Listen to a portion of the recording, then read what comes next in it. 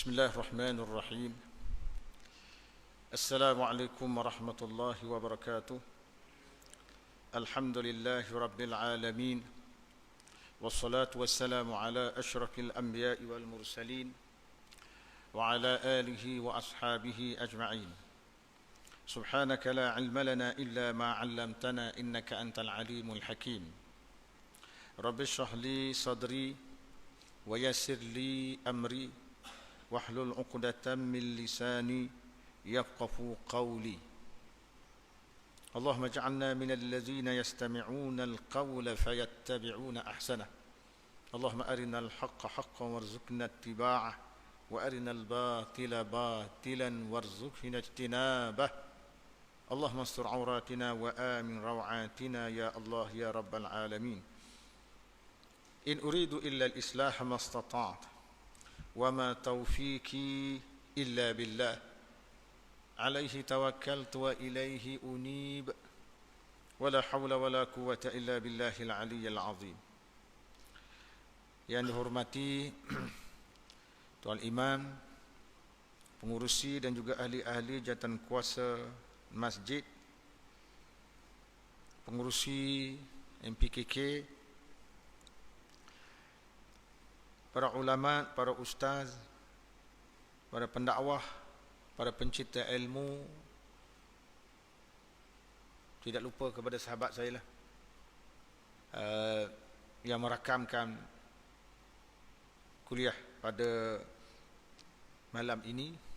Mudah-mudahan Allah Ta'ala bagi ganjaran pahala yang besar kerana menyebarkan ilmu. Muslimin dan juga muslimat yang dirahmati Allah sekalian, malam ini saya ingin mengajak tuan-tuan dalam ceramah jemputan ini. Walaupun ceramah ini adalah ceramah jemputan, tapi saya sebenarnya membaca kitab. Saya bawa kitab, senang sikit lah. Tapi kitab ni kitab Arab, tak ada kitab, ada diterjemahannya tapi dalam bahasa Melayu Indonesia. Setakat ni lah, belum ada bahasa Melayu Malaysia ni. Jadi kita pakai kitab ni untuk menjadi satu teladan kepada masyarakat kita. Kitab ini adalah nama kitab ini dipanggil Sahihul Qasas, cerita-cerita yang sahih berdasarkan kepada Al-Quran dan juga hadis Nabi sallallahu alaihi wasallam. Jadi kebetulan masyarakat kita, masyarakat Melayu tuan-tuan, sangat sukalah kepada cerita-cerita ni. Sangat suka pada cerita-cerita. Sampai cerita dalam TV pun kita suka. Cerita Doraemon pun kita siapa gitu. Tanpa kita mengetahui cerita Doraemon tu sahih ke tak sahih. Cerita Doraemon tu ada sanak tak ada sanak? Dia tak ada sanak tuan-tuan. Cerita Ultraman, cerita Ultraman tu ada sanak tak? Tak ada. Cerita Birdman. Itulah sifat orang Melayu kita. Kita suka sangat kisah. Ada orang tengok kisah itu dia mengambil teladan, dan ada orang melihat kisah tadi dia tidak ambil teladan, dia berasa nak seronok je, berasa ada cerita.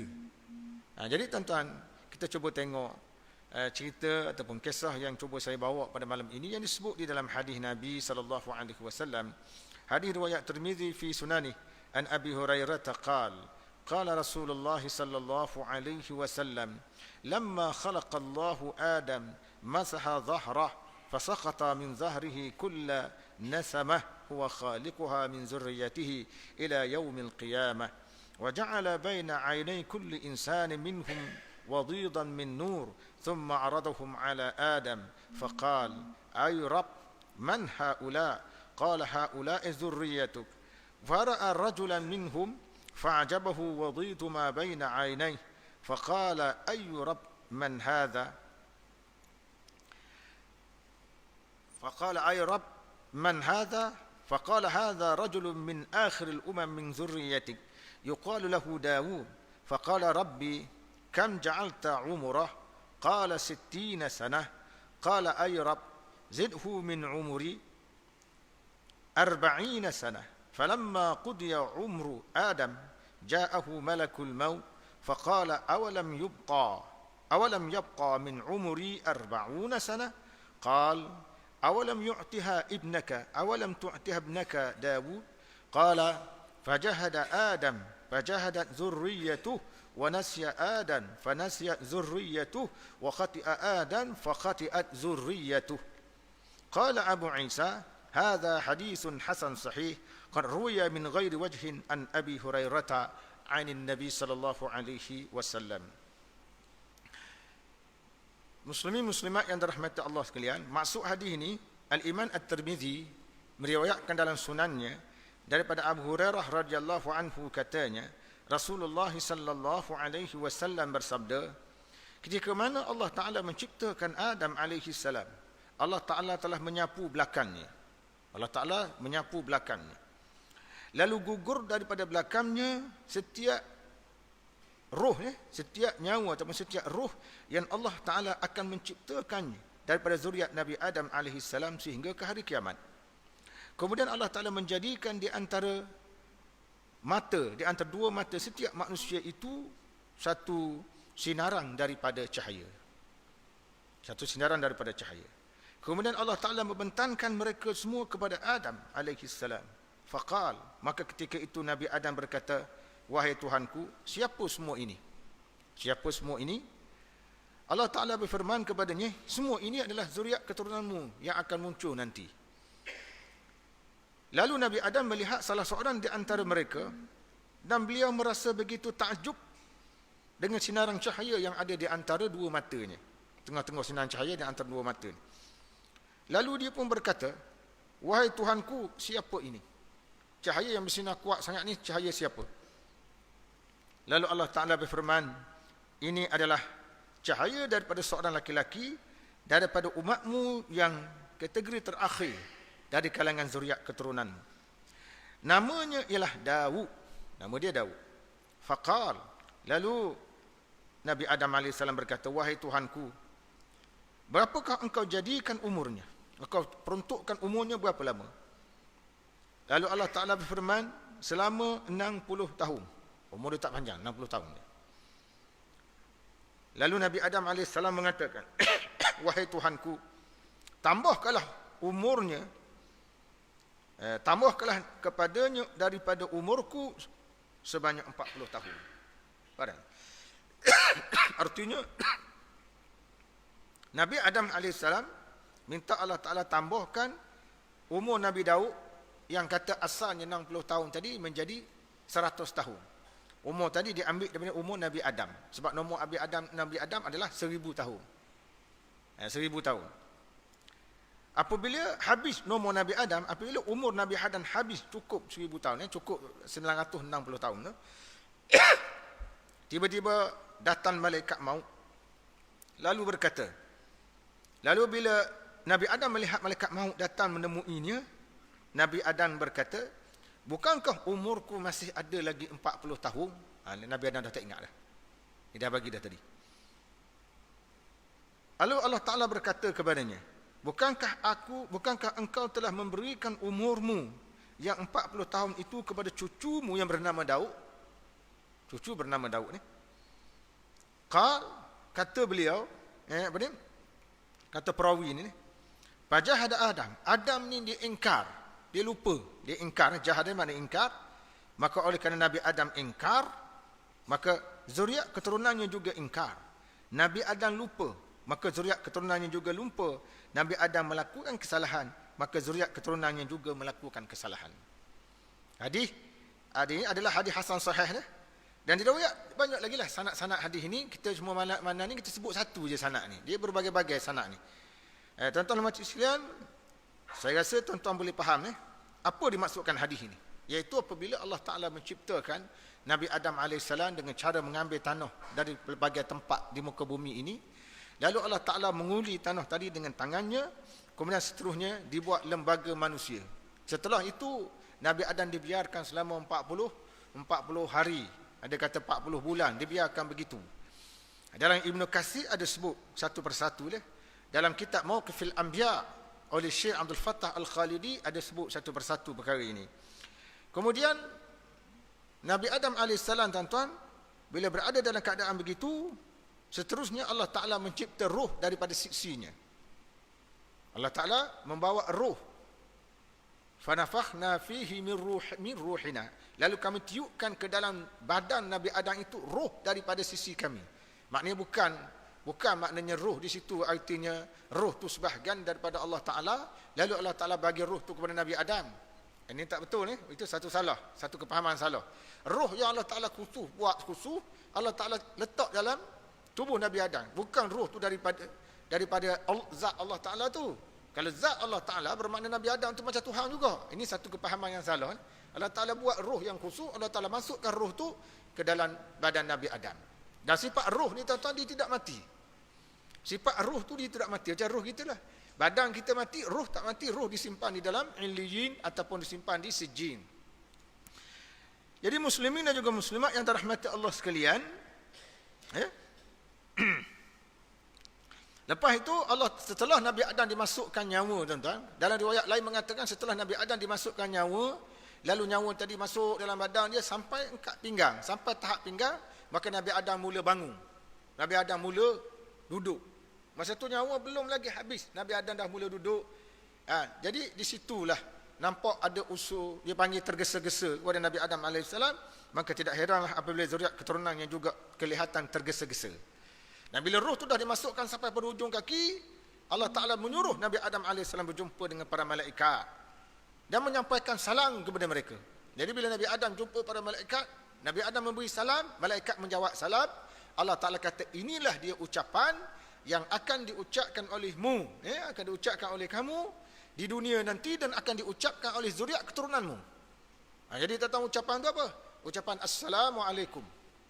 Jadi dalam kita Islam ni ada hadis Nabi, hadis sahih, menyebut apabila kita jumpa seseorang, kita sebut Assalamualaikum warahmatullahi wabarakatuhu wa maghfiratuh. Dalam hadis ni, sesiapa berjumpa seseorang lalu mengucapkan Assalamualaikum warahmatullahi wabarakatuhu wa maghfiratuh, maka dia dapat 40 pahala. Dapat 40 pahala. Tapi hadis ni tuan-tuan jarang didedahkan pada masyarakat Melayu. Kalau masyarakat Melayu buat tak sampai tahap yang keempat tu. Kita Assalamualaikum warahmatullahi. Kalau dalam ceramah Assalamualaikum warahmatullahi wabarakatuh. Setakat tu je. Tapi dalam sanad hadis tu satu lagi disebut boleh sebut Assalamualaikum warahmatullahi wabarakatuhu wa maghfiratuh. Ini hak Nabi ajarlah. Tapi kata-kata kita tuan-tuan dan puan sekalian, bila kita jumpa Assalamualaikum sahaja. Ini adalah ucapan yang pernah disampaikan kepada Nabi Adam. Nabi Adam sampai ucapan ini kepada malaikat. Malaikat jawab Waalaikumsalam. Maka itu menjadi jawapan pada orang Islam. Jadi benda itu dah berlaku pada zaman Nabi Adam sewaktu baginda berada di dalam syurga. Masa itu baginda masih berada di dalam syurga, masih belum lagi dikeluarkan. Kemudian tuan-tuan, Allah Ta'ala telah menyapu belakang Nabi Adam AS. Lalu gugur daripada belakangnya setiap nyawa, roh yang bakal muncul sampai hari kiamat. Allah tersapu tu roh keluar. Macam debu tu bersinar-sinar. Dan setiap di antara roh tadi, setiap di antara mata dia ada sinaran cahaya. Maka Nabi Adam melihat sinaran cahaya banyak-banyak tadi. Maka salah satu di antara sinaran cahaya yang sangat kuat, Nabi Adam pun tanya, sinaran cahaya siapa ini? Sinaran cahaya siapa ini? Lalu diberitahu sinaran cahaya ini adalah sinaran cahaya daripada cucu kamu yang bakal muncul nanti, namanya Daud, iaitu Nabi Daud. Nabi Adam tertengok, macam dia pusing tu, dia tengok banyak-banyak satu cahaya sangat kuat. Dia kata, cahaya siapa? Allah Ta'ala kata, itu cahaya cucumu nanti yang akan muncul, namanya Daud. Lalu Nabi Adam tanya, umur dia berapa? Allah Ta'ala beritahu Nabi Adam umur dia 60 tahun saja. Maka Nabi Adam kata, tambah daripada umurku untuk umur dia 40 tahun lagi, menjadikan umurnya 100 tahun. Dan begitulah, kemudian hikmah Allah Ta'ala menghendaki Nabi Adam ini diturunkan ke bumi. Jadi kita kena baca dua, tuan-tuan, supaya kita tidak tersalah ni. Iblis telah diturunkan, kunnah bitu minha jami'an, hendaklah kamu semua turun ke bumi. Jadi kalau kita baca ayat tu tuan-tuan, Allah Ta'ala suruh iblis turun ke bumi. Allah Ta'ala juga menyuruh Nabi Adam turun ke bumi. Dua perintah yang berbeza ni. Allah Ta'ala perintahkan iblis turun ke bumi atas dasar dia satu makhluk yang ingkar. Allah Ta'ala halau dia daripada syurga. Allah Ta'ala halau dia daripada syurga, dia terpaksa turun ke bumi. Tetapi Nabi Adam tuan-tuan, kita tak boleh kata Allah Ta'ala halau dia daripada syurga turun ke bumi. Tak. Allah Ta'ala persilakan Nabi Adam turun daripada syurga ke bumi untuk menjadikan dia sebagai khalifah. Untuk menjadikan dia sebagai khalifah. Itu kita kena fahamnya. Jangan kita kata disebabkan Nabi Adam tersalah lah, maka Allah Ta'ala telah menghalau Nabi Adam daripada syurga ke bumi. Tidak. Nabi Adam tidak pernah tersalah. Dia memakan buah pada pokok yang dilarang. Tersalah ni tuan-tuan satu benda yang tak boleh kita kata orang tu tersalah. Dia tersalah, tak boleh kata dia salah. Jadi hikmah Allah Ta'ala menghendaki Nabi Adam AS ni Allah Ta'ala tidak buat untuk menetap di dalam syurga. Tetapi Nabi Adam akan menjadi khalifah Allah di muka bumi. Lepas tu Nabi Adam AS akan meninggal, akan wafat. Lepas tu rohnya akan diangkat semula ke syurga. Allah Ta'ala kembalikan mulia ke syurga. Allah Ta'ala kembalikan semula dia ke syurga. Maka begitulah roh anak cucunya. Cuma bezanya tuan-tuan, roh anak cucu dia Tuhan tunjuk dah peringkat awal kepada Nabi Adam AS selepas Nabi Adam itu dicintakan dalam bentuk cahaya tadi.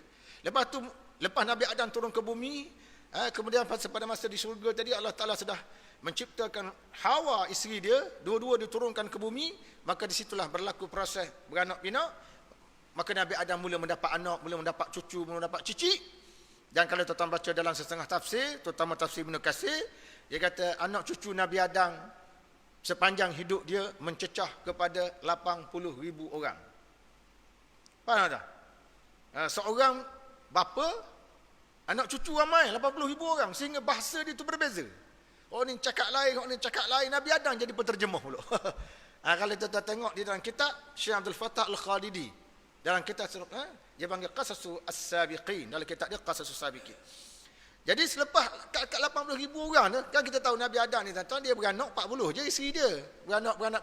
Daripada 40 tu berkembang. Dia berkembang. Nabi Adam umur dia kat 1000 tahun, 960 tu lama. Lepas tu tak heranlah anak cucu dia begitu ramai, mencecah kepada dekat 80,000 dalam satu riwayat disebut oleh Ibnu Katsir di antaranya lah. Ada kata siapa mencecah 800,000. Tuan-tuan bayang cucu kita 800,000 macam.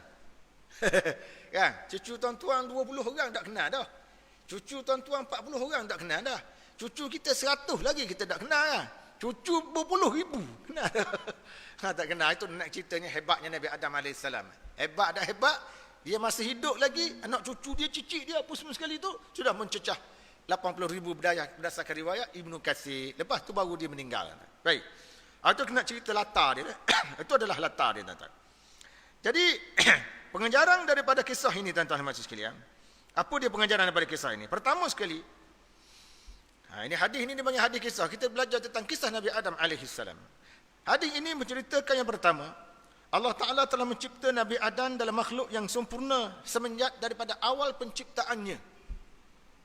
Allah Ta'ala buat daripada lumpur, dia ambil daripada berbagai tempat di muka bumi ini. Berbagai tempat di muka bumi ini tuan-tuan. Jadi di situ ada pula cerita-cerita Israiliyat. Macam-macam cerita Israiliyat. Mengatakan sewaktu malaikat diutuskan Allah Ta'ala untuk ambil lumpur daripada pelbagai tempat di muka bumi ini, bumi tak nak bagi. Bumi tak nak bagi, kata dia.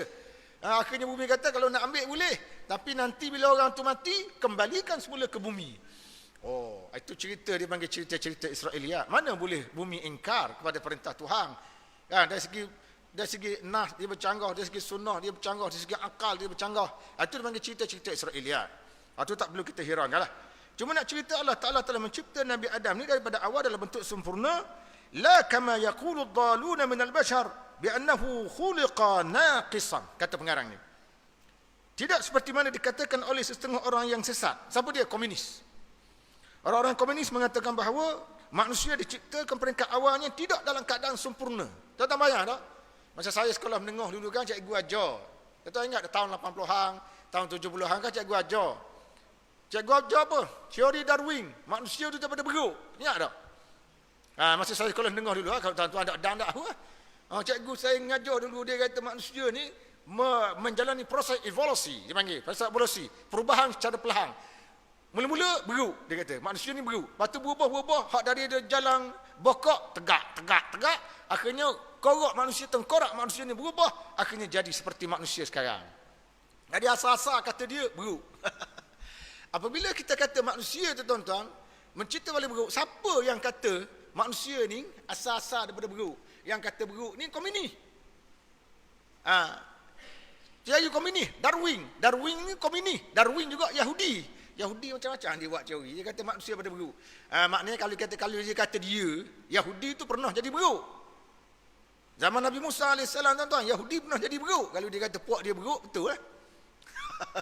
Kita tak ada. Kita tak ada. Jadi dia nak cerita manusia daripada awal ni Dia tidak mari-mari lengkap lalu. Oh, dia marilah bentuk monyet, jalan, bokok, lepas tu tegak, lepas tu bertamadung jadi manusia. Ini komunis punya teori, tuan-tuan. Komunis punya teori. Tapi kita di dalam Islam, Allah Ta'ala menciptakan Nabi Adam dalam keadaan tegak dah, badan comel, lengkap, sempurna. Bukan daripada beruk. Tak ada riwayat kata macam beruk. Tak ada. Dan Nabi Adam memiliki isteri pula dalam syurga tu. Allah Ta'ala cipta pula masa lepas tu Hawa. Cuma ulama' berbeza pendapat. Hawa ni dicipta dari mana? Sebahagian ulama' tafsir, bahkan majoriti ulama' tafsir kata, Hawa ni diciptakan daripada tulang rusuk Nabi Adam. Ketika mana Nabi Adam tidur.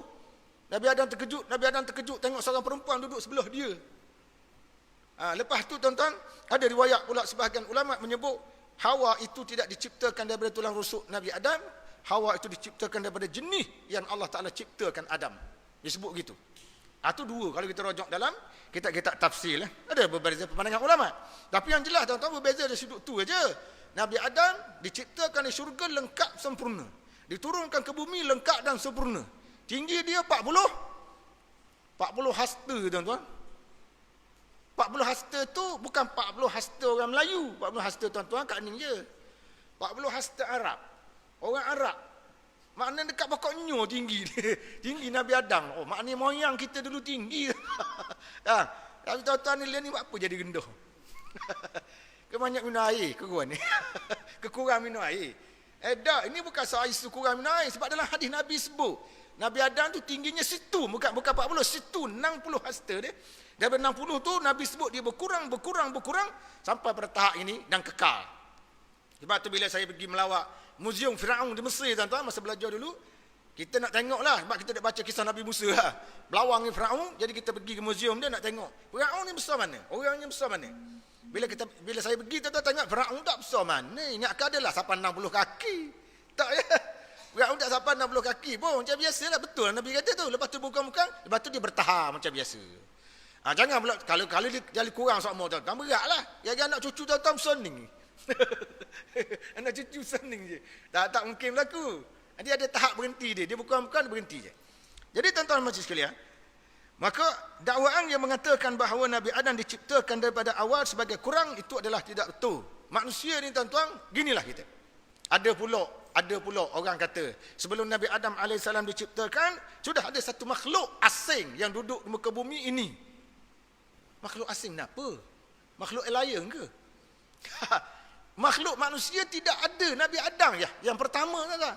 Kalaupun kita sabit apa disebut oleh Ibn Katsir dalam tafsir, paling tinggi Ibn Katsir kata makhluk yang duduk di muka bumi ini sebelum badan Adam AS namanya jin. Cakap tu ya, tapi bukan manusia. Nabi Adam lah yang pertama. Jadi berdasarkan hadis ini kita menolak dakwaan setengah pihak yang mengatakan manusia hanya menjadi sempurna melalui proses perkembangan sedikit demi sedikit. Daripada tidak bertamadung menjadi bertamadung, sedikit demi sedikit dia kata dia. Kerana kata dia, akhbarana ar-rasul anna min kamali khalqi Adam anna tulahu kana 60 zira'an fis sama'. Kerana berdasarkan kepada hadis Nabi sallallahu alaihi wasallam, Nabi Adam diciptakan sebagai manusia yang sempurna, satu. Yang kedua, tinggi Nabi Adam itu 60 hasta ke langit. Dia kata, tinggi, maknanya tinggi dia. 60 hasta tinggi, 60 hasta tu. Kalau ada kubur kat Kuala Ibal, lo bayang tu. Berapa kaki lah. Panjang apa kena 60. No, 60 mana ni? Tinggi dia masjid ni. 60 hasta lah. Hasta ni. Berapa meter? Kemudian, makhluk selepas Nabi Adam AS mengalami pengurangan sedikit demi sedikit sehinggalah kedudukan mereka kekal seperti yang ada pada hari ini. Kekal macam itulah. Tidak ada sebarang perubahan. Tetapi apabila Allah Ta'ala memasukkan umat Islam atau orang-orang yang beriman ke dalam syurga di akhirat kelak, Allah Ta'ala kembalikan kepada asal kejadian Nabi Adam. Artinya tuan kita learning, habis nyawa kita, orang tanang kita.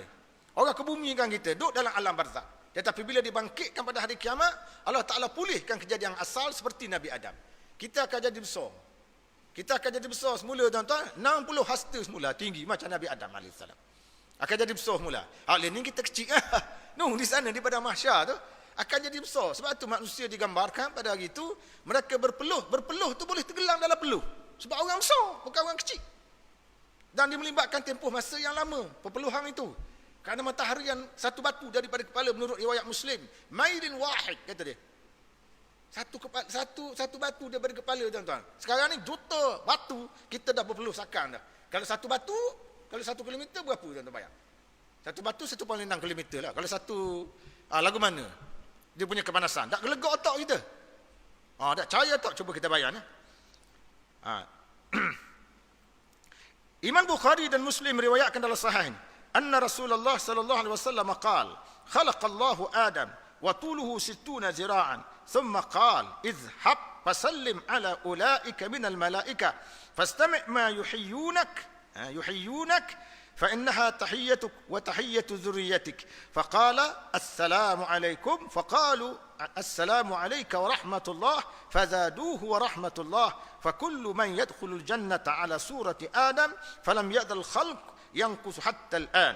Hadis riwayat Bukhari Muslim menyebut, tuan-tuan, Rasulullah SAW bersabda, Allah Ta'ala menciptakan Nabi Adam tingginya 60 hasta. Lalu Allah Ta'ala menyuruh Nabi Adam menemui para malaikat dan memberi salam kepada mereka. Dan Allah Ta'ala menyuruh Nabi Adam mendengar apa dia jawapan malaikat tu. Jadi apabila Nabi Adam berjumpa dengan malaikat, Nabi Adam mengucapkan Assalamualaikum, maka malaikat itu menjawab, Assalamualaikum warahmatullahi. Ataupun dalam bahasa yang diajar oleh Nabi, Waalaikumsalam warahmatullahi.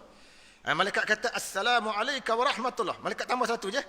Nabi Adam sebut Assalamualaikum. Malaikat jawab Assalamualaikum warahmatullahi. Jadi mereka telah menambah perkataan warahmatullah. Maka setiap orang yang masuk ke dalam syurga di akhirat kelak adalah dalam rupa Nabi Adam AS. Cuma kejadian manusia selepas daripada Nabi Adam AS berkurang dan berkurang sehingga sebagaimana sekarang.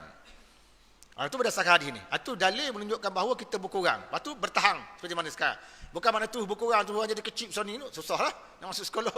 Besar ni cucu kita, cucu tuan-tuan besar ni susah. Kan? Taklah, dia bertahan. Setakat tu saja. Jadi menunjukkan bahawa Nabi Adam telah pun menjadi manusia yang sempurna semenjak Allah Ta'ala masukkan ruh ke dalam badannya. Jadi tidak benarlah dakwaan yang mengatakan awal-awal cipta manusia ni manusia tidak sempurna. Saya sebut tadi tak betul dakwaannya. Itu adalah yang pertama, tuan-tuan dan puan-puan sekalian. Kemudian yang kedua, dalam hadis tadi menceritakan pada kita tentang peristiwa-peristiwa yang akan berlaku kepada Nabi Adam AS. Pertama, peristiwa yang telah berlaku kepada Nabi Adam di dalam syurga. Di antaranya apa? Dia nak cerita, setelah Allah Ta'ala menciptakan Nabi Adam, bila Allah Ta'ala menyempurnakan penciptaannya, Nabi Adam bersing. Nabi Adam bersing. Dalam syurga tu dia bersing. Bila bersing, Allah Ta'ala mengajar Nabi Adam mengucap satu perkataan yang menunjukkan tanda syukur kerana bersing. Tanda syukur. Apa dia? Alhamdulillah. Iaitu Allah Ta'ala suruh Nabi Adam ucap perkataan Alhamdulillah. Jadi Alhamdulillah ni menjadi sunnah Nabi kita. Tuan-tuan, sampai kepada sekarang, sampai pada hari kiamat. Siapa-siapa yang bersing kena ucap Alhamdulillah. Bukan ucap excuse me. Bukan tu. Ya, bersing je excuse me. Ataupun minta maaf banyak hamba sesama coronavirus. Bukan gitu. Jadi ini orang duk cakap, tuan-tuan, orang duk cakap dia tambah coronavirus, COVID-19. Ya. Apa kosong di Mekah. Kaabah siapa kosong lah. Kerajaan Saudi terpaksa buat satu program. Dia nak basmi kumang, nak sembuh sebagai. Dia 4 bulan ni terpaksa berisi pengambilan. Sampai sunyi sepi. Tapi kalau tuan-tuan baca sejarah, ada ulama mengambil kira, dia kata pernah berlaku tahun-tahun yang lepas ni, sebanyak 40 tahun orang tidak menunaikan fardu haji. Kerana kes-kes yang berat berlaku dalam sepanjang kehidupan manusia, tuan-tuan, ada ketika berlaku 40 kali manusia tidak pernah buat haji. Mekah kosong. Tapi banyak peristiwa pelik-pelik berlaku masa itulah. Zaman kita ni berlaku dalam bentuk ni, coronavirus ni lah. Jadi salah satu, tuan-tuan, penjagaan kesihatan di dalam Islam, jaga kesihatan. Sekarang ni saya tengok adalah fatwa daripada Emirat Arab Satu, ada fatwa daripada Emirat Arab Satu, ada fatwa daripada Mesir, penjagaan kesihatan akibat coronavirus. Antaranya tuan-tuan apa? Dia suruh kita pakai tutup muka. Ya, lepas tu dia kita tidak benarkan kita berkumpul terlalu lama tempat-tempat bina awang lah. Begitulah seterusnya. Itu di antaranya. Tetapi Islam, tuan-tuan, dia mengajar kita satu benda lebih awal daripada itu. Bukan tutup muka aja. iaitu apabila kita bersing, antaranya kita ucap Alhamdulillah. Sebab bersing itu sebenarnya satu nikmat. Sebab bila kita bersing, tuan-tuan, dia menghilangkan penyakit yang duduk dalam badan kita melalui bentuk bersing. Bersing, ya. Alhamdulillah. Sebab Allah Ta'ala yang membuang benda tu daripada badan kita melalui proses bersing. Maka mana wajarlah kita sebut Alhamdulillah. Artinya apa sahaja penyakit yang ada dalam tubuh kita yang dikeluarkan oleh Allah Ta'ala, kita kena sebut Alhamdulillah. Itu dia ajar oleh Nabi kita. Comel, tuan-tuan. Dia punya ajaran Nabi kita adalah comel.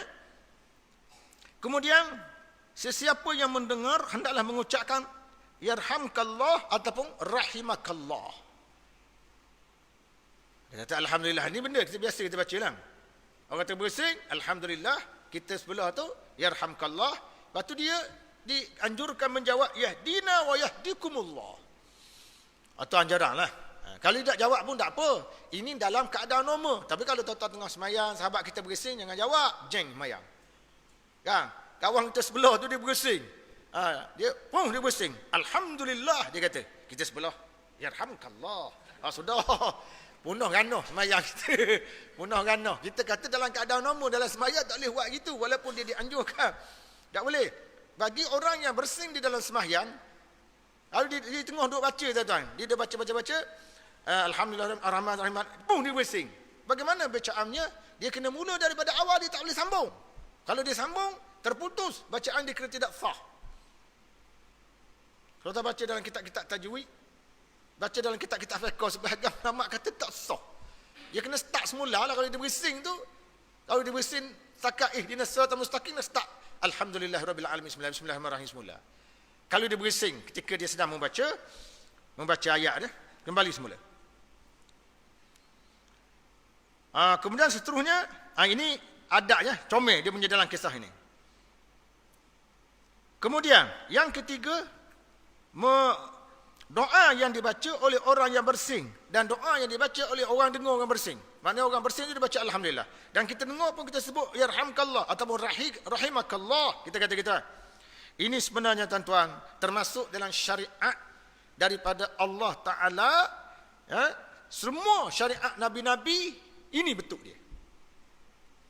Bukan kita saja. Kalau kita bersing, kita sedap. Nabi-Nabi daripada Nabi Adam sampai kepada Nabi Nuh. Ke bawah, tuan-tuan. Sampai kepada Nabi kita Muhammad SAW. Semua umat dia, umat Nabi-Nabi dulu. Kalau jumpa, kalau dia bersing, dia akan sebut Alhamdulillah, maka kita akan doakan kepada dia. Dan jangan kita anggap benda itu hanya berlaku pada umat Islam sahaja. Itulah manusia comel, tuan-tuan. Dari segi memuji Allah pada awal. Kok Nabi ajar, cantik, walaupun benda tu nampak macam rengkah je, Alhamdulillah. Tapi orang sekarang, tuan-tuan, oleh kerana mungkin kita kurang didedahkan dengan benda-benda macam ni, ataupun sunnah-sunnah yang sikit-sikit, yang kecil-kecil macam ni, maka kita mula meninggalkan sunnah-sunnah ini, dan bila kita tinggal, kita tak dapat pahala. Sebaliknya, tuan-tuan, bila kita meninggalkan, kita ganti perkataan lain. Masalahnya, ganti kenapa? Kalau orang tu belajar bahasa Inggeris, orang tu maknanya cikgu bahasa Inggeris, dia tu cikgu bahasa Inggeris. Bukan saya nak kata semua cikgu bahasa Inggeris macam tu, dah. Kadang-kadang setengah orang ni, dia pengaruh, dia belajar tu, bila dia bersen, excuse me, mana kelah lagi ya. Seolah perkataan excuse me itu kelah lagi daripada Alhamdulillah. Alhamdulillah ni Allah Ta'ala ajar. Excuse me orang putih ajar. Mana besar orang putih ni Allah Ta'ala. Jangan duk pelekeh. Alhamdulillah tu tak. Jangan duk pelekeh Alhamdulillah. Alhamdulillah dak kelah apa. Dak kelah apa? Excuse me. Orang putih lah ikhlas. Bukan begitulah. Ini adalah syariat daripada langit. Wala taqtassu bi ummatin duna ummatin. Wahya mimirasi abihim Adam. Ini tidak khusus pada satu umat dan tidak melibatkan umat lain. Tak. Semua umat terlibat, begitu belaka. Arti kiamat besok tahu mana-mana beriman, begitulah ucapan dia. Ini ucapan dia. Dan tak tahu dah ucapan ni akan dipakai oleh manusia ni. Tu hak salah. Mula-mula Nabi Adam saya sebut tadi, bila Allah Taala sempurnakan kejadian ni, Nabi Adam ni dia pergi jumpa malaikat, bagi salam. Maka rupanya, tuan-tuan, kalau kita baca bila manusia masuk dalam syurga, Allah Ta'ala kata, malaikat yang menyambut manusia masuk syurga itu, malaikat kata, Assalamualaikum tibtum fadkhuluha. Apa tu, tuan-tuan? Artinya malaikat menyatakan, salam sejahtera, kata. Kalau kita nak baca salam ni, tuan-tuan, ini bahasa ahli syurga dah, cara dah asal. Masa kita hidup, kita dah sebut perkataan tu, nanti masuk dalam syurga, ahli syurga bila jumpa sama-sama dia, Assalamualaikum. Rupanya kita dah guna bahasa syurga tu. Dari sini, kita dah guna sebelum kita meninggal. Lagi bila masuk syurga, jumpa geng-geng kita, Assalamualaikum dulu. Comel tu tuan-tuan. Kan comel kan? Ha, tidak kata mak, mana lama dah ampuk mak. Ha, pakai teguh lalu, pakai gitu lalu. Dah, Assalamualaikum start dulu kan. Kita, apa Assalamualaikum tu? Pertama, dia syiar kepada kestabilan dan keamanan negara. Keamanan ummah. Agama Islam, agama inginkan keamanan dan kestabilan. Sebab tu kita kata, jumpa je, Assalamualaikum. Sehingga ulama' kata, kalau ada orang bukan Islam memberi salam kepada kita, sebahagian ulama' kata harus kita menjawab. Cuma kita ubah domeh. Kalau dia tanya kita, Assalamualaikum, maka kita jawab, Waalaikumsalam. Walaupun ada hadis dalam Bukhari, mengatakan bahawa ada satu gerombolan orang Yahudi menghadap Nabi di rumah dia di kota Madinah. Mereka mengatakan, Assalamualaikum. Assalamualaikum itu maknanya, matilah kamu wahai Muhammad. Orang Yahudi, dia sakit hati pada Nabi, dia jumpa Nabi, dia kata, Assalamualaikum ramai-ramai. Assalamualaikum maknanya, orang panggil apa? Matilah kamu. Jadi Aisyah radhiyallahu anha, dia duduk dalam rumah tuan-tuan. Dia dengar orang kata gitu kepada suami dia, dia nak marah. Mana ada seorang isteri boleh menerima orang keji suami dia? Maka oleh kerana itu, Aisyah pun jawab, Waalaikumsalam, mumpu mati kau. Macam kalau bahasa orang kau, bahasa orang darat lah. Kalau dia mari dia kata mapuh mum. Contohnya orang jawab mumpu mapuh kau. Ha, bahasa tu panggil bahasa orang Kuala Ibar dia panggil. Ya, nak suruh mudah faham. Jadi bila Aisyah jawab itu, Nabi marah. Nabi kata jawab waalaikum. Tuan-tuan, bila orang mengucapkan satu lafaz kepada kita dia, lafaz yang tidak baik, tuan-tuan suka ke tak? Orang lafaz satu perkataan tidak baik. Memang jiwa kita tak suka tuan-tuan. Maka benar sabarlah Aisyah pun tak suka. Apabila orang melafazkan perkataan tidak baik kepada suami, tak baik tu pula kasar. Asam. Sam tu maknanya mati kamu. Siapa? Tapi Nabi ajar biarlah orang kata ke dia mati pun. Ini manusia yang degil, ini manusia yang iri hati, ini manusia yang derhaka pada Allah. Kita kena berdepan secara waras. Kita mesti kewarasan kita. Maka Nabi kata jawab waalaikum sahaja. Dan itu perbahasan panjang dalam ilmu hadis tuan-tuan. Perbahasan panjang. Sebab tu kalau dia orang bukan Islam, dia mari nak beri salam kita lah. Kita nak marah dia macam mana? Dia mari assalamualaikum. Kita pun kata waalaikumsalam. Kita ubah domeh je lah. Nak azan dulu ke kita teruskan? Nak azan dulu ke teruskan? Nak teruskan? Teruskan apa saya tambah dia. Itu yang ketiga tuan-tuan dan sekalian. Yang keempat, dia panggil isbatul qadar. Mengisbatkan qadar Allah Ta'ala. Ada beberapa isu dalam kisah tadi tuan-tuan. Iaitu pertama sekali, Allah Ta'ala telah menyapu belakang Nabi Adam. Ini jadi satu persoalan. Dibahas agak terperinci oleh ulama-ulama hadis. Macam mana pula Allah Ta'ala menyapu belakang Nabi Adam tu? Ketika mana Nabi Adam diciptakan? Apakah Allah Ta'ala benar-benar menyapu dengan tangan dia? Atau ada maksud lain sebalik daripada itu? Jadi sebahagian ulama berpecah dua golongan tuan-tuan dalam mentafsirkan hadis ini, dalam mentafsirkan makna menyapu atas belakang tu. Dalam kitab Mishkatul Masabih oleh Imam Al-Baghawi, dia jelaskan dua-dua pendapat ulama ni. Antara yang tuan-tuan, satu golongan kata Allah Ta'ala memang betul dia sapu dengan tangan.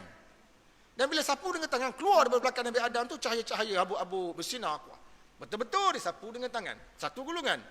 Satu golongan kata bukan sapu dengan tangan itu sebagai satu kiasan. Kiasan kepada rahmat Allah Ta'ala kepada anak cucu Nabi Adam. Ada juga dikaitkan begitu. Jadi di situ ada dua pandangan ulama tentang konsep menyapu belakang. Tetapi kalau kita baca hadis tuan-tuan, tak boleh nak tolak perkataan menyapu belakang tu. Cuma apa makna menyapu, itu ditafsirkan oleh ulama dalam bentuk dua tafsiran yang saya sebutkan tadi. Itu yang pertama. Yang kedua, Allah Ta'ala telah menciptakan Nabi Adam dalam bentuknya. Allah Ta'ala menciptakan Nabi Adam dalam rupanya. Khalaqallah Adam ala surati. Allah Ta'ala menciptakan Nabi Adam dalam rupa dia. Warna tu, nak faham? Warna tu. Kalau satu silap faham, satu kata Allah Ta'ala menciptakan Nabi Adam dalam rupa siapa? Rupa Tuhan lah. Mana ada gitu? Nabi Adam bukan Tuhan, Tuhan bukan Nabi Adam. Takkanlah makhluk tu sama dengan Khalik. Takkan Khalik sama dengan makhluk kan? Kalau tuan baca dalam ilmu akidah tuan-tuan, ilmu akidah kan, langit pertama banding langit ketiga, langit kedua. Langit pertama tu macam sebutir pasir, banding tengah padang pasir. Banding langit kedua baru. Langit kedua banding langit ketiga macam sebutir pasir di atas padang pasir juga. Mana dia semakin besar gini. Ada. Kemudian aras Tuhan, kursi Tuhan. Yang kita baca ayat kursi, wasi'a kursiyuhus sama. Kursi ada kursi kan?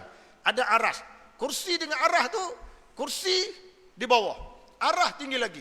Dia punya besar tu juta kali ganda. Cuma dalam bab tu kita tak berani nak kita kata Allah Taala tu maha besar, maha agung, maha tinggi seperti yang dia sebut. Bagaimana bentuk? Laisa kamislihi syai'. Sesuai dengan dia, tak sama dengan makhluk ni. Baik. Jadi dalam hadis tadi kata Allah Taala menciptakan Nabi Adam dalam rupa dia. Wah ni rupa ni tuan. Apa maksud rupa di sini? Maksud rupa ini ditafsirkan dalam dua bentuk. Pertama, di antaranya ditafsirkan oleh sebahagian ulama, Allah Taala menciptakan Nabi Adam dalam rupanya dan membawa maksud Allah Taala menciptakan Nabi Adam dalam rupa Nabi Adam yang Allah Taala tetapkan pada azali. Rupa dia macam tu. Iaitu tinggi dia 60 hasta, dia punya lebar dia dekat dada dia, tak ada kira lebar dia berapa belah. Tinggi 60 hasta, lebar dekat 16 17 kan. Basar. Rupa tu Allah Taala cipta rupa tu, dan pada masa Allah Taala buat tu tak berubah macam tu lah. Tidak seperti cucu cicit dia, berbeza. Adapun cucu cicit Nabi Adam selepas dilahirkan dia kurang, kecil, semakin kecil, semakin kecil, semakin kecil, maka jadi seperti sekarang kita. Adapun Nabi Adam dia tak kurang. Dia mati pun gitu. Allah Ta'ala buat dia gitu, keluar daripada syurga pun gitu, dia berjuang di dunia tuan-tuan begitu, dia meninggal pun begitu. Itu masuk dalam rupanya. Tapi anak cucu dia tidak begitu. Walaupun kita ikut Nabi Adam dari segi kita manusia, tapi dari segi rupa bentuk kita berkurang macam sekarang. Itu. Yang kedua, bahagian ulama lagi menyatakan Allah Ta'ala menciptakan Nabi Adam dalam rupanya. Rupa itu maknanya sifat Tuhan. Iaitu Allah Ta'ala menciptakan Nabi Adam sedikit sifat berilmu. Ilmu kita ni tak sama dengan ilmu Allah Ta'ala. Cuma Allah Ta'ala bagi sikit sifat dia. Ada sikit berilmu. Ada sikit iradah, berkehendak, berkeinginan. Ada sikit sifat sama. Sifat mendengar. Manusia mendengar. Manusia mengetahui. Manusia berkehendak. Manusia punya kuasa dan tenaga. Allah Ta'ala bagi sikit kepada manusia. Bukan semua, sikit je. Maka itu dipanggil manusia dicipta atas sifat Tuhan. Bukan dalam bentuk rupa Tuhan ataupun dalam konteks zat Tuhan. Tidak sekali-kali. Saya rasa boleh faham dari sudut ni. Itu kita boleh faham. Seterusnya tuan-tuan dan sekalian, di sini kita perlu beriman dengan qada dan qadar Allah Ta'ala. Apabila Nabi Adam nantinya, tuan-tuan, kalau kita baca hadis lain, dia dikeluarkan daripada syurga. Nabi Adam keluar ke syurga pasal nak jadi khalifah di bumi. Lepas tu Nabi Adam AS wafat dan dimasukkan pula roh dalam syurga. Masuk syurga pula. Cuma ketika mana Nabi Adam duduk dalam syurga dan dia berjumpa dengan Nabi Musa, lepas Nabi Musa meninggal, dalam sebuah hadis tuan-tuan, Nabi Adam Nabi Musa ni dia berbahas. Nabi Adam Nabi Musa dia berbahas. Nabi Musa kata, kamu Adam, Allah Ta'ala ciptakan kamu dengan tangannya sendiri. Tapi sayang, kamu mengeluarkan kami daripada syurga. Kalau tidaklah kerana angkara kamu, maka kami kekal dalam syurga. Tak payah susah hidup atas dunia ni. Nabi Adam kata, kamu Musa, yang Allah Ta'ala berkata-kata dengan kamu. Kamu tahu tak, Allah Ta'ala telah menentukan berlaku peristiwa itu 50,000 tahun sebelum aku diciptakan. Kenapa hadis ni tuan-tuan? Hadis ni hadis sahih. Apakah benda ni maknanya? Ya, orang-orang yang tinggi dia cakap secara tu kan. Artinya apa? Artinya bukan. Jadi ulama kata betul Nabi Adam ni berjaya mengalahkan Nabi Musa dalam perdebatan tu. Sebab apa tuan-tuan? Nabi Adam ni bukan dia nak berselindung di sebalik kesilapan dia. Kita tak boleh, kita bukan nak selindung balik silapan dia. Tak, makna nak cerita tuan-tuan. Benda satu lagi ulama kata Nabi Adam bukan nak selindung dari sudut menggunakan nama qadar Allah untuk menghalalkan perbuatan maksiat. Ada orang kan dia guna qadar Allah untuk halal perbuatan maksiat dia, faham tak? Dia tak faham nanti dia guna kaedah tu. Ini salah. Pasal dia kata apa? Nabi Adam pun berhujah dengan qadar. Dia dikeluarkan Allah Ta'ala daripada syurga. Bila Nabi Musa tanya, dia kata, mau tahu dah Allah Ta'ala menentukan pada qadar 69 bening. Sudah kat 50,000 tahun sebelum aku diciptakan Tuhan tentu beliku. Jadi beberapa ulama membuat ulasan tuan-tuan, dia kata sebenarnya Nabi Adam dia tidak Tidak berhujah dengan qadar. Bukan maknanya dia buat salah, dia nak berlindung pada kudu Tuhan. Maknanya kata Tuhan tentu dah kita, aku nak buat mana, aku tak boleh elok dah. Nak kita pertama, qada dan qadar Tuhan ni satu benda yang tak boleh dielokkan. Yang kedua, Nabi Adam, dia tidak tahu apa yang tertulis untuknya masa berlaku peristiwa itu. Apabila telah berlaku peristiwa tu, maka bolehlah kita menggunakan qada dan qadar Allah. Bila dah berlaku, nak buat mana? Macam tuan lah kita kata anak kita kan nak naik motosikal, kita kata mu nak naik motosikal ni kena pakai topi keledar. Dah cakap nak royak, pakailah topi keledar. Lepas tu anak kita satu ketika tuan tak pakai topi keledar juga, nya keluar berdegam belanggar. Kan? Jadi di situ menapa hujah yang tuan guna? Nak membenarkan anak kita sekarang tak reda anak kita bawa motor, bukan kita nak kata ketentuan ni, anak kita betul perbuatan salah anak kita tu bukan gitu. Kita nak kata apa tuan-tuan? Hak Tuhan tetap nak buat mana dah. Kita orang biasa cakap gitu. Guna bahasa gitu kita dah royak, pakai topi, tak pakai topi, belanggar. Nak buat mana dah? Ni benda telah berlaku, tuan-tuan. Jadi boleh kita kata begitu. Kalau benda tu melibatkan apa? Kalau benda tu melibat dengan syarak, benda tu melibatkan musibah. Musibah. Kalau musibah. Tapi kalau benda tu betul-betul maksiat, tak boleh kata gitu. Kalau betul maksiat tak boleh. Contohnya tak tahu kata zina. Orang mencuri. Lepas tu kita takak dia. Kita kata pasal apa awak curi ni? Allah Ta'ala menentukan pada qada dan qadar aku mencuri. Jadi aku curi. Jadi dia tahu mana Tuhan tentu untuk dia mencuri. Ya. Jadi untuk berhujah ala kemaksiat tak boleh. Ala musibah tak apa. Tuan-tuan naik beg kan, tak ada jangka-jangka, kena. Elok dah kitanya. Jadi berhujah menggunakan musibah tu tidak mengapa, menggunakan qada dan qadar. Berhujah menggunakan qada qadar dalam masalah maksiat tu tak boleh. Tak semayang. Dia tak semayang. Orang tanya apa mak tak semayang? Nak buat mana Tuhan tetap dah aku tak semayang. Orang ramai gitu. Macam orang kafir Quraisy zaman Nabi tu. Nabi dah dakwah tiap malam. Orang kafir Quraisy beri wah ke satu je. Dia kata, Muhammad, kamu ni duk dakwah aku siang malam. Kami tidak beriman pada dakwah kamu. Pada Tuhan telah tetapkan pada azali kami tak beriman. Ada jeng. Kalau tuan-tuan guna kaedah ni, jawabnya tak maju negara kita. Ya. Akhir-akhir ni kita tak ada kabinet lagi ni. Kabinet dapur ada. Kita ada Perdana Menteri je tu. Ya. Kabinet ada lagi. Walaupun rumah tuan-tuan ada dah kabinet. Tu kabinet dapur kecil. Ni kabinet negara ni. Ni tak lesar lagi. Saya ngajar ni tuan-tuan bingung pula. Ni ngapa pula ustaz ni? Main kodok, main azali, main kodok, main azali ni. Kabinet aku tak lesar lagi. Lesar tak lesar tu tengok saya dua ni. Agak-agak berlaku dengan baik lah. Berlaku dengan molek lah. Agak-agak kabinet dapur molek deh. Tuan-tuan dan mati sekalian. Jadi maknanya kalau kita berhujah dari sudut musibah tidak mengapa. Tapi dari segi maksiat itu adalah satu benda yang salah. Satu benda yang salah. Kemudian yang kelima, menjelaskan tentang kelebihan Nabi Daud alaihissalam dan menjelaskan tentang hebatnya iman Nabi Daud alaihissalam sehingga digambarkan tuan-tuan iman dia itu macam cahaya. Maka kita baca kisah Nabi Daud alaihissalam pada zamannya. Nabi Daud menjadi pemimpin masyarakat Bani Israel, raja Bani Israel. Apabila raja yang asal itu meninggal, Nabi Daud kahwin dengan anak dia, Nabi Daud menjadi raja. Lepas tu Nabi Daud dapat anak Nabi Sulaiman. Keturunan Nabi Daud juga menjadi raja. Dan pada masa Nabi Daud AS menjadi raja, dia seorang raja yang adil. Dia Nabi dan raja. Dia Nabi dan raja tu. Begitu kat Nabi Sulaiman. Nabi Daud tu raja lah zaman dia. Dan dia juga seorang Nabi. Dia mentadbir dengan adil. Mari puak-puak Yahudi tuan-tuan, dia cerita benda bukan-bukan tentang Nabi Daud. Sedangkan Nabi Daud ni seorang Nabi yang sangat tinggi takwa dia. Kuat ibadat dia. Peka masalah rakyat ni. Kabinet tak ada masalah. Kabinet ada masalah. Kita lah ada apa. Nabi Daud alaihissalam. Cukup cantik pentadbiran, baca kisah dia. Boleh kalau orang Yahudi tuan-tuan, dia bawa cerita karut tentang Nabi Daud. Dia kata Nabi Daud alaihissalam ni bahasa jenis apa benda ni? Bahasa jenis suka bini orang. Bahan bini orang dia kata. Pok-pok Yahudi punya kata. Dia sebut dalam kitab Talmud. Tapi sayang tuan-tuan, cerita dalam kitab Talmud tu dinukil oleh sebagian ulama kita, masuk pula dalam kitab kita.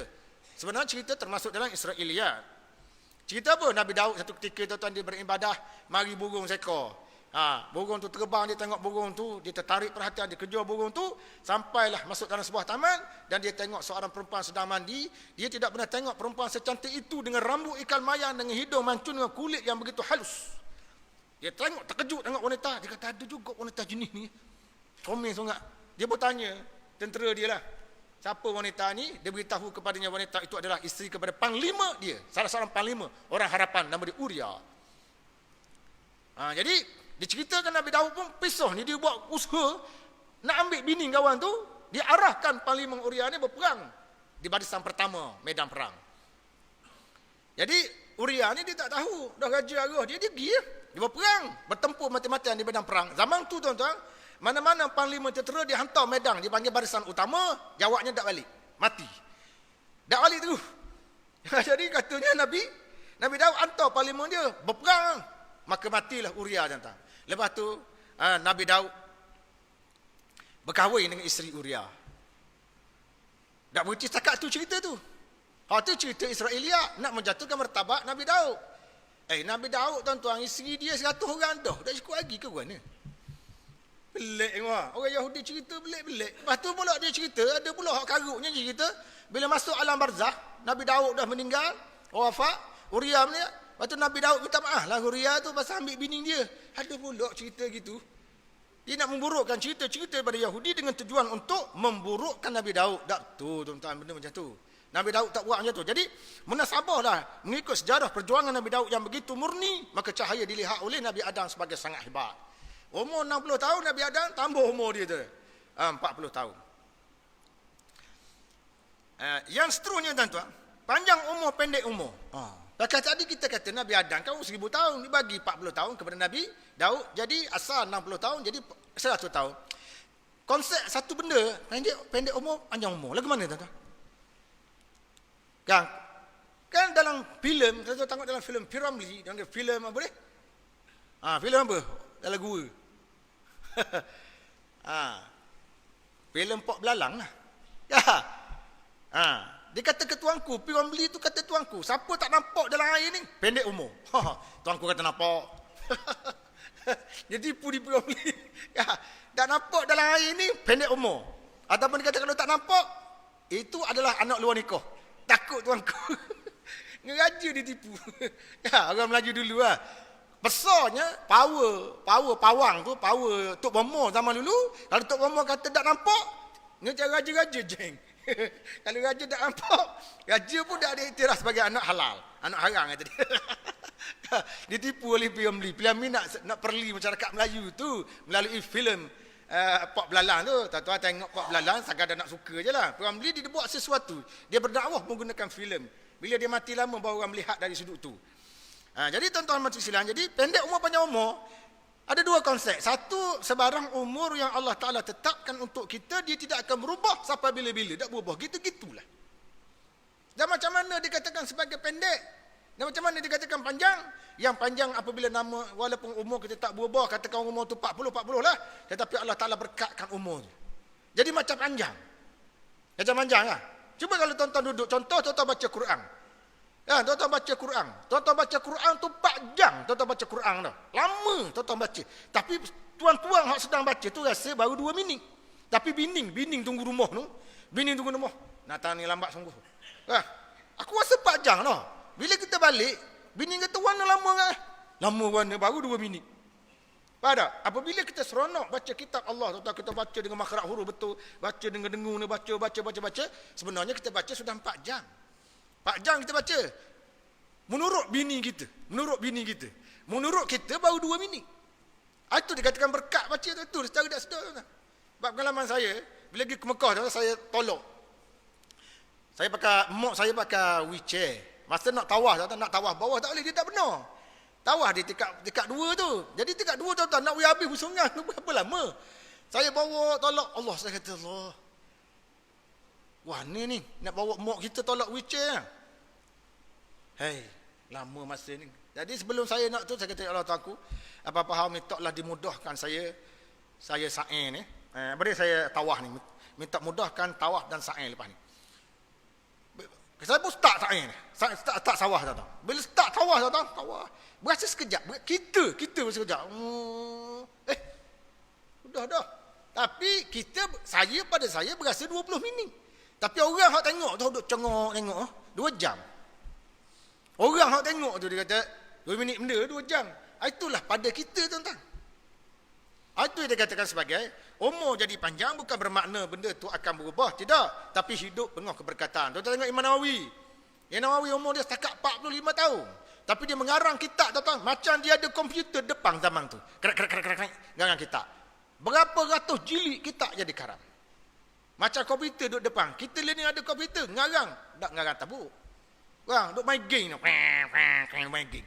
Bukan ngarang kitab. Minta maaf saya sebut tak ngarang kitab. Imam Nawawi masa tu tak ada komputer. Dia ngarang kitab dulu guna dakwah celup. Ambil dakwah celup, tulis cuti. Celup, bukan dakwah macam learning, dakwah kekal dia lah ni. Pakai tulis sama-sama. Habis dia ambil baru. Zaman dulu celup, tulis. Bermakna dia terpaksa habis masa berapa lama tuan-tuan untuk menghasilkan ratus jilid kitab. Tapi bagi dia rasa sekejap je. 45 minit, 45 tahun. Tapi berkat hidup dia tuan-tuan, dia menghasilkan kitab macam orang hidup 100 tahun. Gitu. Yang kedua, ada ulama kata berubah, memang berubah betul lah. Kalau orang tua umur dia 60 tahun, dengan sebab tertentu, dia menghubungkan tali silaturahim, maka Allah Ta'ala panjang daripada 60 ni jadi 80. Sebab apa tuan-tuan? Sebab mereka menghuraikan qada Tuhan tu ada 2 jenis pula. Dia panggil qada mubram, qada muallaq dia panggil. Qada mubram ni qada hak tak berubah. Tak berubah macam mana? Qada dengan Tuhan tu, Tuhan pegang. Qada muallaq hak duduk pada malaikat. Malaikat tengok takat tu je. Dia tak tahu. Dia takat hak dia tu je. Jadi dia panggil qada mubram. Qada muallaq tu berubah. Jadi mungkin pada qada muallaq orang tertulis 60, pada qada mubram mungkin tertulis 80. Kalau orang tu berdoa untuk doa tertentu. Jadi tuan-tuan, hubunglah tali silaturahim kerana zaman kita ini zaman orang kurang menghubungkan tali silaturahim. Walaupun alat-alat untuk hubung silaturahim zaman sekarang sangat banyak. Tuan-tuan ada kereta macam-macam jenis kereta. Setiap rumah tu ada 4 buah kereta learning kan. Zaman saya udak-udak dulu nak pergi sekolah ladang, saya duduk atas tu tuan-tuan nak pergi sekolah ladang tu pakai lambar kereta orang. Kita tak ada kereta lambar tu nak pergi atas tu nak pergi sekolah ladang, duduk asrama. Zaman ni dah ayah lambar. Grab ada, Maxing ada, kan? Saya apa ni? Uber ada. Macam-macam dia. Go-car ada, Soka ada, macam-macam, basikal pun ada. Ada belaka ni lah. Kemudahan tu ada. Sampai bas tinggal sebuah ni. Zaman dulu bas no. Ni bas tak laku. Dia bas berapa bawa? Dah tak ada orang dalam bas. Kan? Kita baru ni pergi ceramah di Felda tuan-tuan. Kita tanya dia dah tak ada bas. Bas dah masuk Ustaz. Dah berapa bas dah masuk? Dah masuk tak ada orang naik. Orang pedal tu pakai kereta belaka. Pakai Grab, pakai kereta. Bah lambat zaman dulu, zaman kita dulu. Itu tuan-tuan saya nak cerita dari segi apa? Cerita bila hubungkan satu rahim itu salah satu perkara yang boleh menyebabkan panjang umur, banyak sedekah, panjang umur. Ini menurut pendapat kedua ni lah. Menurut pendapat kedua dia. Kemudian seterusnya, tuan-tuan masih sekalian, dalam hadis tadi menceritakan, ambil masa sikit lagi dah. Dalam hadis tadi menceritakan tentang kemampuan Nabi Adam menghitung. Di antara kelebihan Nabi Adam, tuan-tuan, dia boleh memahami ilmu kira-kira, ilmu matematik. Ilmu matematik ada lagi zaman tu. Ilmu matematik tuan-tuan belum ada zaman tu, tapi Nabi Adam bila Allah Taala cipta dia dan bila Allah Taala dedahkan roh-roh anak cucu dia yang bakal muncul tu, maka Nabi Adam tengok salah seorang anak cucu dia yang kuat roh cahaya tu, dia tanya berapa umur? 60. Maknanya dia faham 60 ni sikit sangat. Oh tambah 40, 100 banyak sikit. Artinya Nabi Adam faham ilmu matematik tu. Asas kepada ilmu matematik tuan-tuan. Sebab tu ulama-ulama kemudian tuan-tuan, mereka mencipta ilmu-ilmu perpecahan ni adalah daripada Al-Quran. Dengan sebab dalam Quran cerita ilmu tentang faraid, ilmu pesaka tuan-tuan, maka ulama yang datang kemudian Al-Khwarizmi. Al-Khwarizmi ni dia kaji Quran, dia tengok dalam Quran tu ada per, tahu tak per? 1/2, 2/3, 1/6, 1/4. Main per. Al-Khwarizmi dia kaji kau tu, per punya per, maka keluar satu ilmu matematik yang tinggi. Oleh kerana itu tuan-tuan, syarikat HP, syarikat komputer, hak buat komputer, dalam masa dia perkenalkan komputer HP dia hak terbaru, dia kata kita berterima kasih kepada orang Arab kerana orang Arab memperkenalkan ilmu matematik kepada kita. Ucap terima kasih. Sedangkan ilmu matematik ni mana muncul dia tuan-tuan? Daripada orang Arab yang mengambilnya daripada Al-Quran. Nampak tak? Kita baca Quran 40 tahun tak keluar ilmu matematik. Dok main wallazi gitu. Kan? Wallaziin. Dah tu. Panjang sikit. Panjang sikit, pendek sikit. Sakat tu je lah kita. Boleh ke orang Arab, hak jenis Parsi, orang bangsa-bangsa bukan Arab lah. Dia boleh buat ilmu logaritm ni. Ilmu aritmetik dia panggil. Ilmu matematik hak tinggi-tinggi. X campur X, kuasa 2X, tolak X. Nak tahu apa tahu ilmu tu. Ya, kalau kita tanya Tok Imam itu, Tok Imam. Pukul berapa kau orang azan Isyak? Tok Imam kata, setakat saya belajar pukul X campur 2X, tolak X. Nak tahu apa Tok Imam ni? Royaklah pukul 9. Pukul X campur X kuasa 2X, pukul 9 lah tu. Bahasa aku. Mu tak faham. Tak bengong kita tak tahu.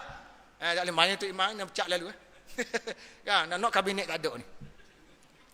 Tuan-tuan mati sekalian. Itu nak kelebihan Nabi Adam. Mana dia tahu walaupun asas tu disebut sebagai atas kepada matematik ni. Kemudian seterusnya tuan-tuan. Ketika mana Nabi Adam AS didatangi oleh malaikat maut nak ambil nyawa, Nabi Adam bantah tuan-tuan. Ada satu isu berlaku, boleh tak Nabi Adam bantah perintah Tuhan? Tak boleh bantah. Tak boleh bantah tuan-tuan. Kalau tuan baca dalam kitab Mishkatul Anwar oleh Imam Ghazali, dia menceritakan bagaimana isteri, bagaimana ibu kepada Nabi Isa AS dicabut nyawa. Siapa dia? Maryam. Maryam tuan-tuan. Maryam duduk beribadat sama anak dia. Duduk beribadat, malaikat datang. Assalamualaikum. Dia beri salam kepada Siti Maryam. Dalam kitab Mishkatul Anwar lah cerita. Bila Maryam dengar, Maryam kata, pelik beri salam. Aku rasa runyuk. Dengar salam aku rasa runyuk. Faham tak? Pelik salam dengar. Bukan salam orang pun, salam malaikat. Kalau salam orang, tuan kata pewing. Kita assalamualaikum. Hak mari hak kata-kata bagi rumah kita pun. Waalaikum. Bang waalaikum tu. Assalamualaikum. Bang assalamualaikum tu. Nak tahu apa? Tahu assalamualaikum tu. Assalamualaikum. Jadi apabila malaikat beri salam kepada Siti Maryam, assalamualaikum. Dia punya lutut Siti Maryam gegar. Gegar tuan-tuan. Siti Maryam kata pelik salam ni. Biasa salam-salam orang lain tak gini, dia beri salam hak ni berasa runyuk. Tak ada runyuk. Kau bahasa menatang apa runyuk. Bahasa kau lebar dah tu runyuk. Jadi runyuk ketar runyuk gegar tuan-tuan dia tak. Pelik salam ni. Siti Maryam pun tanya dia, siapa kamu beri salam? Dia kata, saya ni malaikat maut. Mereka kata, buat apa mari? Tibalah masa tuang meninggal. Saya nak mari. Siti Maryam kata, anak saya tak ada ni. Anak saya, kerana saya puasa, anak saya pun puasa, dia pula tak ada, turun. Pergi berdakwah. Siti Maryam kata, tak boleh tangguh-tangguh. Tak boleh lah. Tak boleh tangguh. Dia kata, kena tak. Dia Siti Maryam, bila kata gitu, tuan-tuan, dia pun ginilah. Dah tak boleh tangguh dah. Nak cabut nyawa hamba boleh. Biar hamba semayang lah. Maka Siti Maryam semayang 2 rakaat. Masa dia sujud, Siti Maryam kata ambil nyawa aku. Jadi malaikat maut pun ambil nyawa pada masa Siti Maryam sedang sujud. Sujud gitu lah. Malam tu Nabi Isa balik. Tengok mak dia sujud. Nabi Musa tak setuh sebagai anak yang soleh. Tak tanya sepatah, tak setuh pun. Kerana lazimnya mak dia memang gitu. Semayang lama-lama gitu. Sampai pagi esok tuan-tuan. Tak tanya lagi kawan tu duduk sujud gitu. Tak berani nak tanya. Akhirnya, dah lebih sehari dah. Dia pun tengok-tengok, meninggal. Meninggal tuan-tuan. Jadi, bila Nabi Isa tanya, malaikat beritahulah, ibu kamu sudah meninggal. Nampak macam mana? Walaupun anak dia, ibu tu, isteri Maryam ni memang wali Allah lah dia. Bukan Nabi, dia wali. Kemudian anak dia tu Nabi. Tapi bila dah tiba ajal tuan-tuan, tak boleh nak elok lah kita kata dia. Kita kata benda ni tidak boleh nak dielokkan. Jadi bila sampai masa Nabi Adam nak dicabut nyawa, malaikat maut datang. Malaikat maut kata tiba dah tuan. Jadi Nabi Adam kata ya ke? Malaikat maut kata kan ada 40 tahun lagi. Dia dah mula dah ingat tuan. Aku rasa ada 40 lagi. Nabi Adam kata kan 40 tahun lagi. Malaikat maut kata mana 40 tahun. Tuan telah bagi kepada cucu tuan namanya Daud. Nabi Adam pun bau kejut. Jadi di situ tuan-tuan, mula-mula Nabi Adam orang panggil, bukan dia membantah. Dia tanya. Dia nak tanya apa hikmah mari awal sangat ni.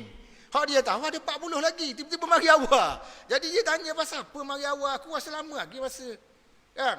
Mari awal macam saya ceramah ni tuan-tuan rasa lambat dah ni. Lambat habis tuan-tuan.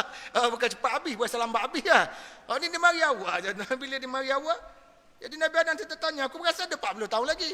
Jadi nak cerita sebenarnya tuan-tuan, Nabi Adam dia lupa. Itulah manusia, lupa.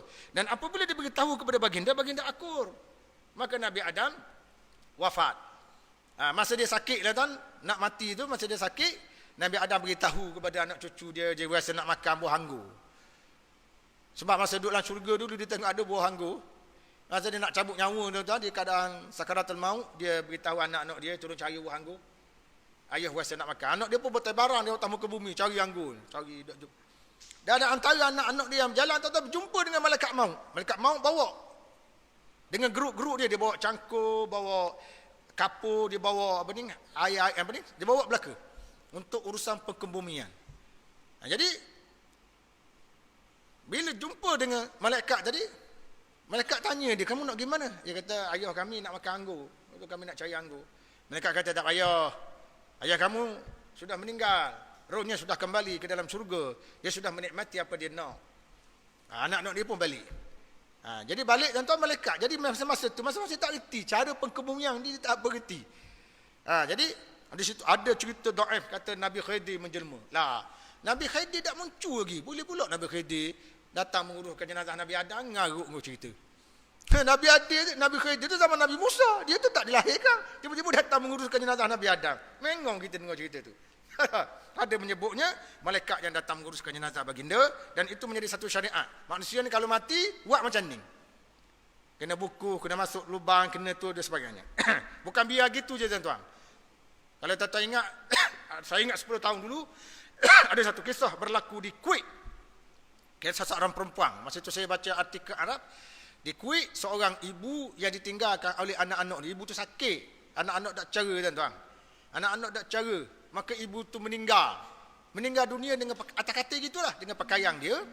Jadi salah seorang anak dia ni yang terlibat dalam dunia perubatan. Dia rasa lama dah ada alik kapung.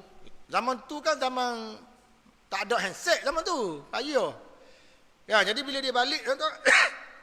Dia terkejut kerana dia melihat di atas katilnya tengkorak. Mak dia dah mati 6 bulan, tinggal korok. Ini berlaku di Kuwait. Saya baca kejut gitu. Berlaku di sebuah negara Islam. Nak menunjukkan apa? Betapa tak caknanya kita kepada mak sampai mak mati 6 bulan dah. Ini benda berlaku tuan-tuan Kuwait. Baru ni orang hantar saya ke satu gambar muslimat kita mati. Tinggal korok. Dikatakan berlaku di Kelantan. Tapi saya tak boleh nak percaya. Saya bertanya, semua ni daripada mana? Tapi hak saya baca artikel tu memang betul tuan-tuan. Tinggal rambut aja dah. Tinggal korok habis. Manusia tak boleh buat gitu. Mati kena tanang lalu. Tak boleh lok lama. Pelik kan? Tambah sikit kan? Ada 0.1 saat kita tu.